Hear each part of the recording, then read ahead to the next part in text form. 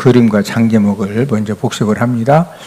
첫 번째로 성령의 불 그림을 크게 그린 것은 이 고린도 교회는 무엇이 많았던 교회다? 성령 은사가 많았던 교회다. 또 중앙에 십자가를 크게 그린 이유는 이 고린도 교회는 무엇으로 세워진 교회다? 십자가 복음으로 세워진 교회다. 자, 1장은 분쟁, 책망, 고린도 교회가 하나님으로부터 은사를 선물로 많이 받았는데 바울, 바볼로파, 게바파, 그리스도파 네 파로 나누어져서 서로 이렇게 이제 분쟁하는 그런 문제가 있었기 때문에 책망을 하셨고, 그 다음에 두 번째는 지혜입니다. 지혜는 하나님의 지혜와 사람의 지혜가 있는데, 하나님의 지혜는 십자가 복음을 통해서 영혼 구원하는 것이 하나님의 지혜고, 사람의 지혜는 이 철학적인 지식, 그 다음에 세상 지식으로 전도하는 것인데, 이 철학적인 지식, 세상 지식 가지고 전도하면은 영혼 이 구원 열매가 맺어진다, 안 맺어진다? 안 맺어진다. 3장은 교회 터 예수님. 이 지구상의 모든 교회는 누구 터 위에 세워졌다? 예수님 터 위에 세워졌다. 4장은 판교 금지. 교회 공동체 내에서 절대로 판단하지 말고 또 교만하지 말아라. 고린도 교회가 왜 분쟁에 빠졌느냐? 서로 판단하고 또 이제 교만한 말과 행동을 하는 그런 이제 성도들 때문에 이제 이 분쟁에 빠졌기 때문에 이 판단하는 거, 교만하는 거 금지해라. 그 다음에 5장은 근친상간, 이 도구자를 이제 그렸는데, 이 고린도 교회 성도 중에 이제 아버지의 아내를 데리고 사는 이제 그런 이 도구 같은 성도가 있었기 때문에 왜 그런 성도를 출교시키지 않느냐 책망하는 그런 내용이고, 그 다음에 6장은 소송 음행죄입니다. 성도 교회에서 성도들 간의 어떤 이제 다툼의 문제가 생겼는데 교회에서 이렇게 해결하면 되지 왜 그 문제를 세상 법정으로 가지고 가느냐, 그런 말씀과 더불어서 이제 음행죄죠. 음행죄. 모든 죄는 몸 밖에서 이루어지는데 이 음행죄는 자기 몸을 가지고 죄를 짓기 때문에 더 큰 이제 죄다. 그 다음에 이제 7장은 결혼 부부, 이 결혼 반지 그림을 그렸는데, 이 결혼을 하는 것이 좋냐, 안 하는 것이 좋으냐. 이제 특별히 이 초대 교회 때는 예수님이 곧 오실 줄 알았기 때문에 예수님이 곧 오시는데 꼭 결혼을 할 필요가 있느냐, 이런 문제까지 더해졌었는데, 이제 성령 하나님의 사도 바울을 통해서 음행을 피하기 위해서 아직 결혼하지 않은 남자, 여자는 이제 결혼하는 것이 좋다. 또 이제 과부가 재혼을 할 때는 조건을 말씀하셨죠. 누구하고 재혼해라? 믿는 자와 재혼을 해라. 그 다음에 이제 부부는 이 결혼을 했으면은 남편의 의무, 아내의 의무를 잘 해야 된다. 그 다음 8장, 9장, 10장은 돼지 머리를 그렸죠. 8장은 재물 먹는 일. 우상 재물 고기를 먹는다고 지옥 가는 건 아니지만, 내가 이 우상 재물 고기 먹는 것 때문에 형제를 실족시키면 난 영원히 우상 재물 고기를 먹는다, 안 먹는다? 안 먹겠다. 그 다음에 9장은 자유 절제. 내가 모든 사람에게 자유로우나 스스로 모든 사람에게 종이 된 거. 내가 이 자유인으로서 모든 자유를 내가 이렇게 사용할 수 있지만 절제하는 이유는 한 영혼이라도 구원하기 위함이다. 그 다음에 10장은 재물 먹는 법. 불신자가 초청하면은 묻지 말고 먹어라. 단 먹는데 누가 우상 재물이라고 하면은 먹어라, 먹지 마라? 먹지 마라. 그 다음에 이제 11장은 성만찬. 예수님 오실 때까지 성만찬을 계속 하라고 이렇게 이제 명령하셨는데, 예수님 오실 때까지 이 성만찬을 계속 하라고 하신 이제 목적은 이 성만찬을 통해서 예수님의 십자가의 사랑을 깨닫도록 하기 위함이다. 12장은 성령 은사. 성령 은사는 누구 뜻대로 각 사람에게 나눠주신다? 성령님 뜻대로 나눠주신다. 그 다음에 13장은 사랑장, 이 사랑의 본질에 대해서 가장 잘 설명을 하고, 14장은 예언, 방언, 이 입술 그림이죠. 예언하기를 사모하고 또 방언을 말하는 자는 통역하기를 위해서 기도해라. 그 다음에 이제 15장은 부활장. 그래서 이 죽은 자가 확실하게 부활한다. 어떤 몸으로 부활하느냐? 이 신령한 몸, 영의 몸으로 부활을 한다. 마지막 16장은 구제 헌금에 대해서 말씀을 하고 있다. 사람들은 이제 다른 사람들을 대할 때 어떻게 대하느냐? 내가 지금 그 상대하고 있는 그 사람의 수준에 맞게 우리가 대하는 거죠. 그래서 이 성숙한 사람은 지금 내가 대하는 사람이 성숙한 사람이고 능력 있는 사람이고 실력 있는 사람이면은 대하는 사람, 나도 수준 있게 대하게 되어 있죠. 자, 그런데 어린 아이들을 대할 때는 막 이 성숙한 사람, 어른들처럼 대해야 되겠어요? 어린아이 수준에 맞게 대해야 돼요? 이 어린아이 수준에 맞게 대하는 것이 그게 이제 지혜지요. 하나님이 저와 여러분들을 대해 주실 때도 이제 저와 여러분들의 수준이 어떤 수준이냐, 그 수준에 맞게 하나님이 이제 개별적으로 이렇게 이제 간섭하시고 응답하시고 또 저와 여러분들을 우리 수준에 맞게 대해 주시는데, 저와 여러분들도 사람들에게 또 하나님 아버지로부터 수준 있게 대함을 받고 또 수준 있는 그런 사람으로 대접을 받으려면은 저와 여러분들이 수준 있는 성도가 되면 되겠죠. 옆 사람 쳐다보시고 수준 있는 성도가 됩시다. 어떤 성도가 되자? 수준 있는 성도. 하나님이 저와 여러분들을 대할 때도 우리 수준에 맞게 대해 주십니다. 또 사람들도 저와 여러분들을 대해 줄 때 저와 여러분들 수준에 맞게 대해 주죠. 인정하시죠? 이제 지난주 금요일에 민주당 의원들이 이제 총회장실을 방문을 했는데, 이제 방문한 목적은 이제 기독교계에 어쨌든 이제 제가 이제 총회장이고 또 한교총 공동 대표 회장이고 또 대전시 기독교연합회 상임회장이고 이제 기독교계의 이제 그 지도자의 권면을 듣기 위해서 이제 그 지지난주부터 약속을 해가지고 그렇게 해서 이제 한 40-50분 함께 대화를 했는데, 이제 권면을 들으려고 왔기 때문에 제가 이렇게 이제 권면을 아주 강력하게 해 주었는데, 약 한 40분간 대화를 하면서 40-50분 대화를 하면서 제가 무슨 권면을 했을 것 같아요? 아주 막 강력하게 권면을 제가 해줬거든요. 그 포괄적 차별 금지법, 그것 때문에 우리 기독교계에서 많은 우려를 하고 있고, 이제 그러면서 이제 그런 부분에 아주 제가 구체적으로 아주 강력하게 제가 이제 권면할 것은 이제 강력하게 권면해 주었습니다. 사도 바울이 고린도 교회 성도들을 어떻게 대했느냐, 오늘 본문 1절에 보면은 신령한 자들을 대함같이 말할 수가 없었다는 거죠.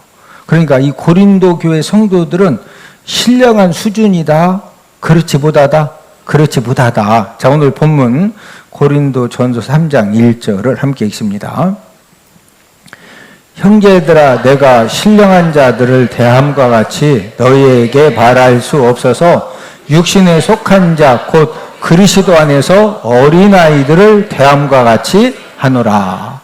자, 여기 보면은 신령한 자들이 나오죠. 신령한 자들이 나오고, 그 다음에 또 어떤 사람이 나오죠? 육신에 속한 자. 신령한 자가 있고, 육신에 속한 자가 있다. 자, 육신에 속한 자가 대표적으로 누구와 같다? 어린아이.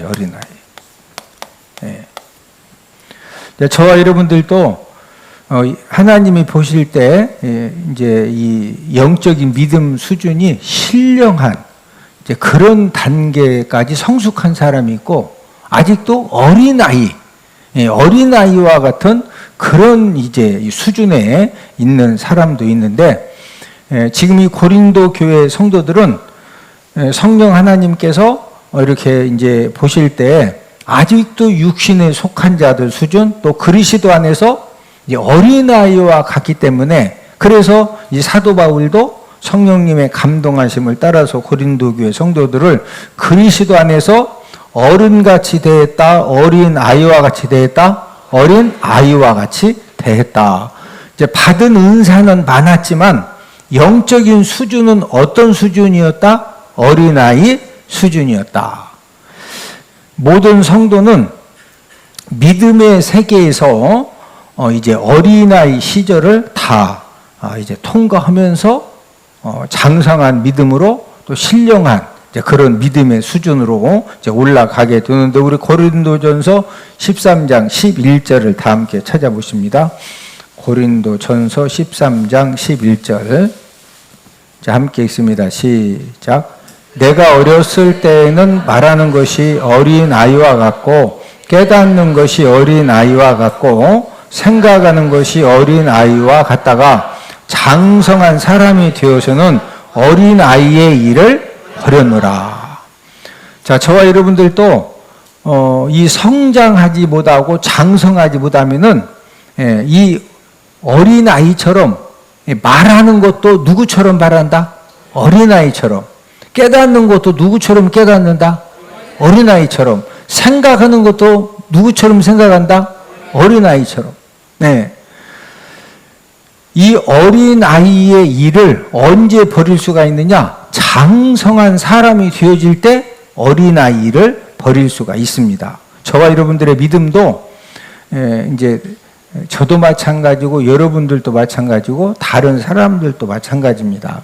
이제 이 믿음이 어느 날 갑자기 장성한 믿음의 사람으로 그냥 되는 것이 아니라 어린 아이 과정을 겪으면서 어른으로 신령한 사람으로 장성한 사람으로 이제 이 성장이 되는 것입니다.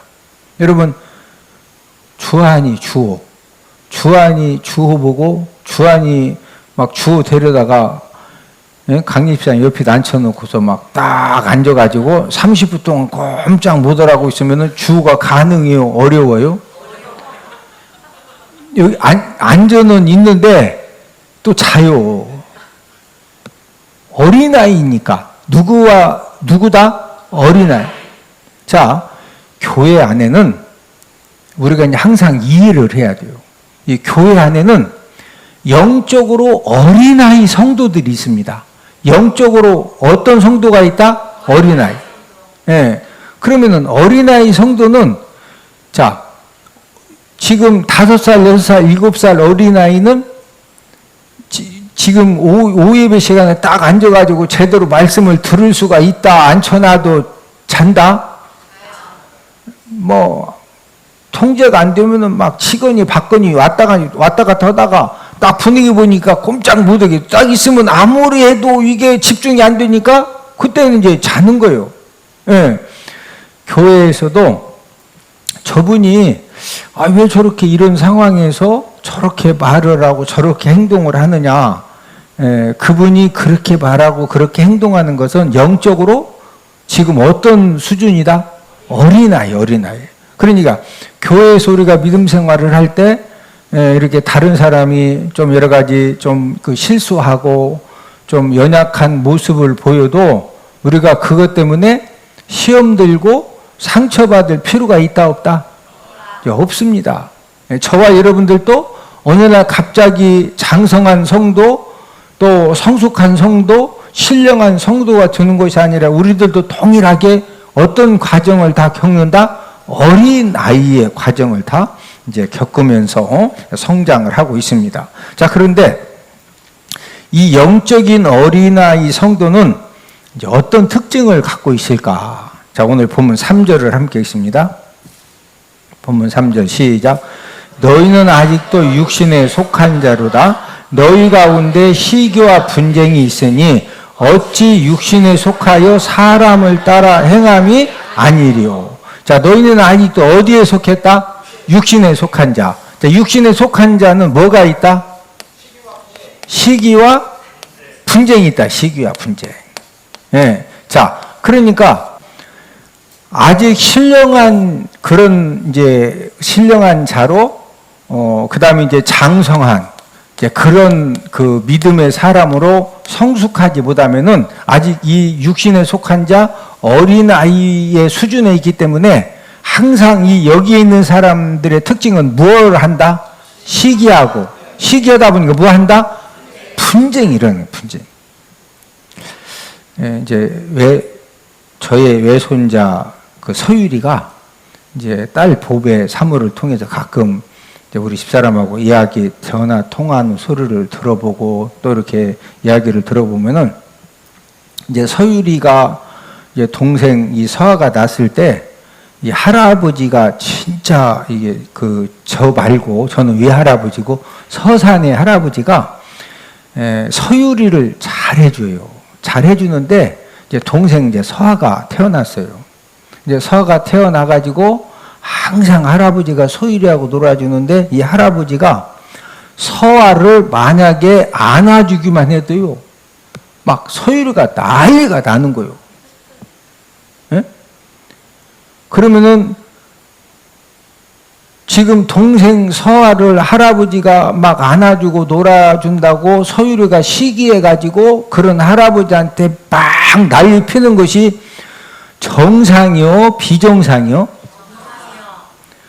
정상입니다, 정상. 예. 지금 이 육신에 속한 자, 어린아이의 특징은 항상 교회 안에서도 뭐 한다? 시기하고, 또 뭐 일으킨다? 분쟁을 일으켜, 분쟁. 그러니까, 그 교회에 처음 오신 분들이 아직 영적으로 성숙하지 못한 분들이 막 시기하고 분쟁을 일으키고 이런 것 때문에 같이 상처받아야 된다, 이해를 해야 된다? 이해를 해야 돼요. 지금은 이제 서유리도 이제 7살이 되니까 뭐 할아버지가 서하고 함께 놀던, 예? 또 이제 서윤이도 이렇게 이제 아직 100일도 안 됐는데 서윤이를 안고 있던 이런 거 가지고 지금은 막 할아버지한테 왜 동생 막 서윤이하고 노냐고 안고 있느냐고 이거 가지고 더 이상 얘기를 안 한대. 그러니까 아직도 어린아이지만 조금 성장한 거죠. 예. 자, 이 어린아이 특징하고 영적인 어린아이 성도하고 비슷한 점들이 굉장히 많이 있어요. 예? 우리가 이제 이런 것들을 이해를 해야 함께 교회 생활을 할 때 영적으로 어린아이 성도들이 그런 거 가지고 뭐 상처받았다고 그러고 그런 거 가지고 뭐 이렇게 막 하면은요, 우리가 이해를 해야 그런 부분들을 우리가 이제 포용해 줄 수가 있거든요. 자, 이 어린아이 특징과 이 영적인 어린아이 성도들은 어떤 특징을 가지고 있느냐? 여러분, 어린아이는 가족들을 배려해요? 자기 중심적이에요?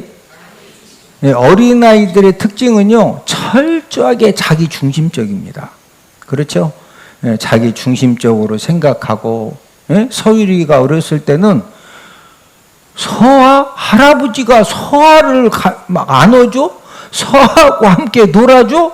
나하고만 놀아야 되는데 어떻게 이게 용납이 안 돼. 왜? 자기 중심적인 그런 수준이기 때문에 그러는 거거든. 그러니까 뭐 나만 좋으면 되는 것이고, 나만 재미있으면 되는 것이고, 내가 하고 싶은 거 하면 되는 것이고, 교회 안에 항상 이 어린아이 성도들이 있으면, 목장에도 마찬가지죠. 이 어린아이 성도가 있으면은 여러 가지 이제 황당한 일들을 우리가 이제 겪게 돼요. 겪게 되는데, 자기 막 의견만 내세우고 자기 고집만 내세우고 자기 하고 싶은 대로 막 하자 그러고, 이제 이 자기 중심적인 성도는 지금 믿음이 성장했다, 어린아이 수준이다. 그러니까 어린아이 수준이기 때문에 만약에 서유리가 막 왜 할아버지가 서아를 안아주느냐, 소하고 함께 노느냐고 막 울고 난리 핀다고 그걸 작대기 갖다가 막 이놈이 오고서 혼내주면은 그것도 그 혼내는 부모나 할아버지 할머니도 수준이 있는 거예요. 이상해. 이해되시죠?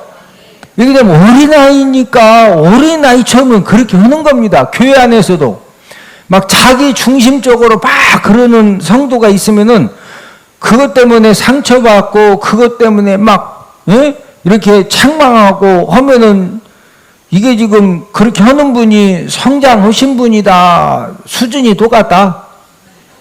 옆 사람 얼굴 한번 쳐다보시오. 얼굴을 보니 성숙해 보이십니다. 자, 이 어린아이 특징은 첫 번째는 누구 중심적? 자기 중심적, 자기 중심적. 그럼 여러분들 목장에 자기 중심적인 이제 그런 그 성도가 있으면은 그것 때문에 우리가 상처받자, 이해를 하자.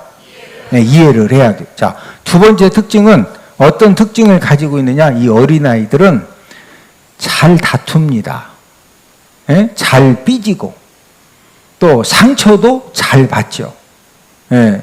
이제 어린아이 성도도 마찬가지입니다. 어린아이 성도들도요, 보면은 진짜 전혀 다툴 일이 아닌데 막 다투기도 하고, 삐지기도 하고, 상처받았다고 막 갑자기 집에 가기도 하고,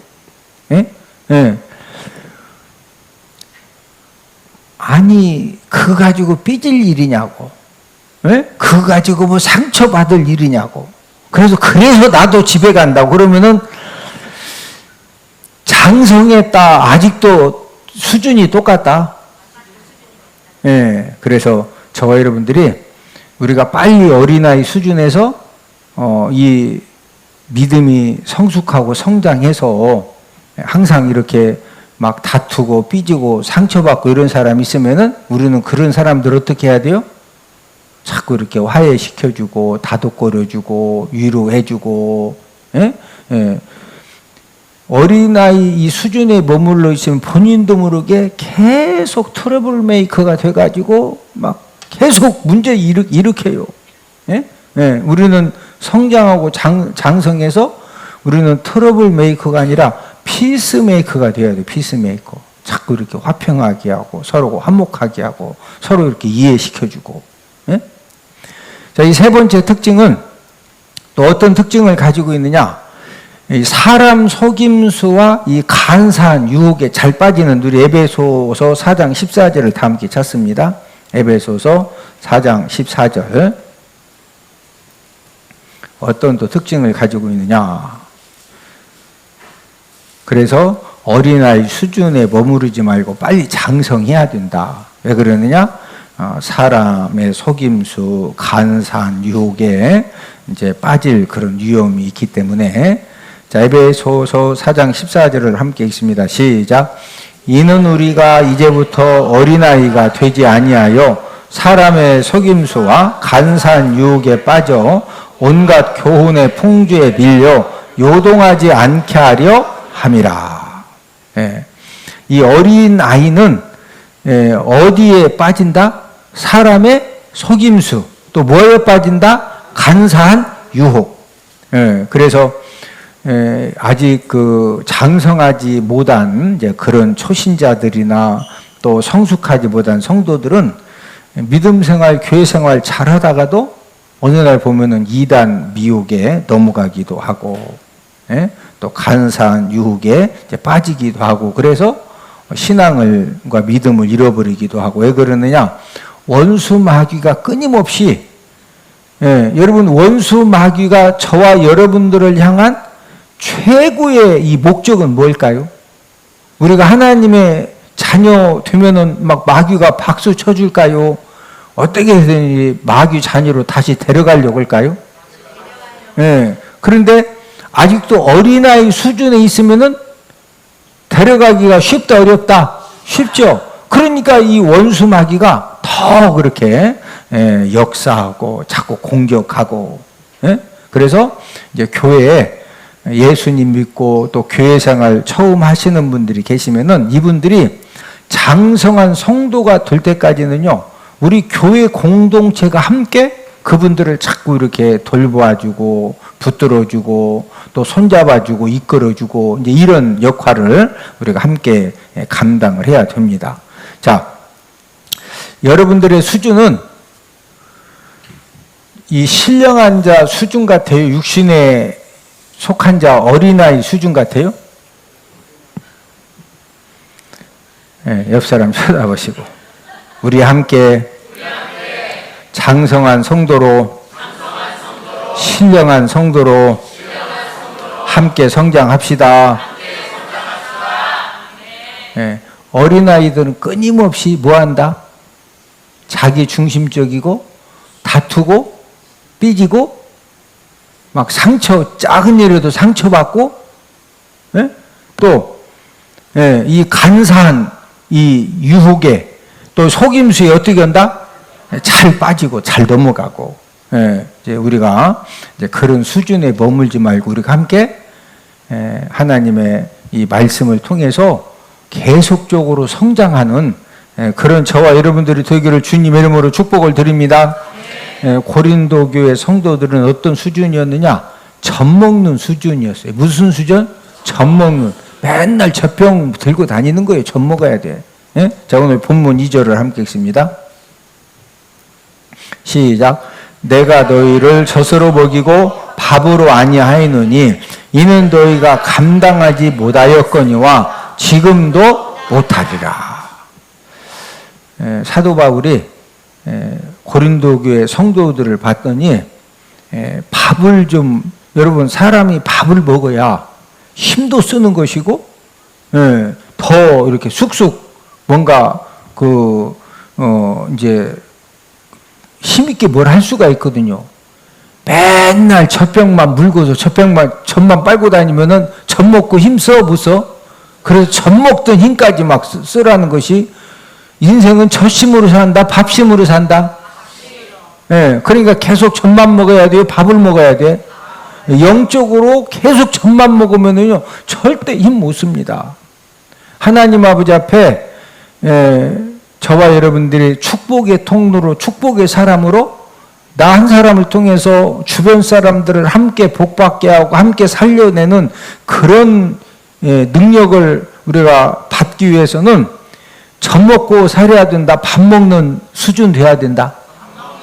옆 사람 쳐다보시고 영적인 밥을 함께 잘 먹읍시다. 젖만 먹고 계속 머물러 있어야 된다. 밥 먹자.